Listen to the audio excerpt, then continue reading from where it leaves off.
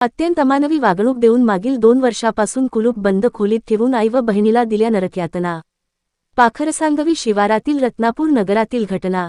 लोकाधिकार प्रमुख तथा शिवसेनेचे माजी जिल्हाप्रमुख तथा ज्येष्ठ पत्रकार व्यंकटराव पनाळे यांच्यामुळे झाली या 2 महिलांची नरकामधून सुटका। नमस्कार, मी व्यंकट पनाळे। लोकाधिकार न्यूजमध्ये आपलं सर्वांचं हार्दिक स्वागत आहे। आज मी आपल्या समोर अत्यंत वेदना देणारी आणि अत्यंत क्रूर अशी वागणूक ज्या 2 महिलांना दिली ती घटना आपल्या समोर मी मांडतो आहे। एक 8 दिवसापूर्वी मला ती गोष्ट समजली की लातूर पासून 7-8 किलोमीटर वासलेल्या पाखरसांगवी गावातील नवीन वसाहतीमध्ये 2 महिलांना मागील 2 वर्षापासून बंदिस्त करून ठेवलेलं आहे। घराला, त्या रूमला, ते घर 1 रूमचंच आहे, त्या रूमला बाहेरून कुलूप लावून दरवाजा आणि खिडकी सुद्धा दिसू नये म्हणून मोठं चवाळ समोरच्या बाजूला बांधून मागील 2 वर्षापासून त्या घरात 2 महिला बंदिस्त करून ठेवलेल्या आहेत। हे समजल्यानंतर मी लातूरचे जिल्हा पोलीस अधीक्षक माननीय अमोलजी तांबे साहेब यांना मी आणि माझे मित्र शरद झरे दोघं जाऊन भेटलो आणि साहेबांना या विषयाची कल्पना दिली की अत्यंत गंभीर असा हा प्रकार आहे, मानवाधिकाराचं उल्लंघन आहे, महिलावर हा मोठा अन्याय होतो आहे।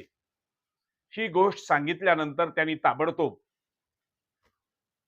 त्यांचं जे मानवी वाहतूक प्रतिबंधक पथक आहे त्या पथकाच्या प्रमुखांना एसपी साहेबांनी आदेश दिले आणि त्या पथकाचे प्रमुख तिडके साहेब आणि त्यांची टीम आणि MIDC पोलीस यांनी संयुक्त कार्यवाही करून काल 3 फेब्रुवारी रोजी या बंदिस्त करून ठेवलेल्या 2 महिलांना त्या रूमचं कुलूप तोडून बाहेर काढलं।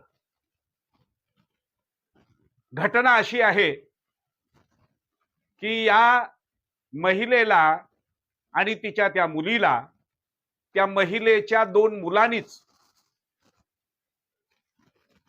त्यांच्या डोक्यावर परिणाम झालाय असं सांगून 2 वर्षापासून एका खोलीत बंदिस्त ठेवलेलं आहे।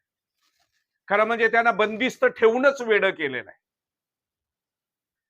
त्या रूमची अवस्था अशी होती,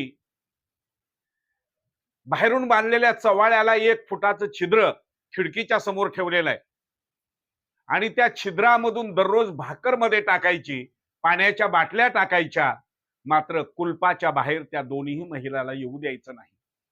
त्यामुळे आत असलेल्या संडास, बाथरूम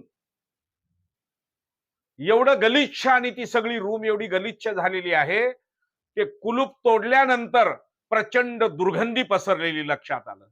त्या रूम मध्ये कुठेही नीट बसायला जागी नाही, एवढी प्रचंड घाण पसरलेली आहे।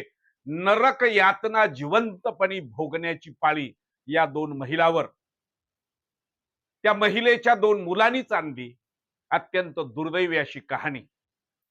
परंतु जिल्हा पोलीस अधीक्षकांनी तात्काळ कार्यवाहीचे आदेश दिल्यानंतर त्या 2 महिला काल मुक्त झालेल्या आहेत आणि पुढील उपचारासाठी त्यांना रुग्णालयामध्ये पोलिसांनी पाठवलेलं आहे। ती वस्तुस्थिती, ती रूम आपण आता पाहणार आहोत, तिथलं काय दृश्य आहे ते आपण पाहूया।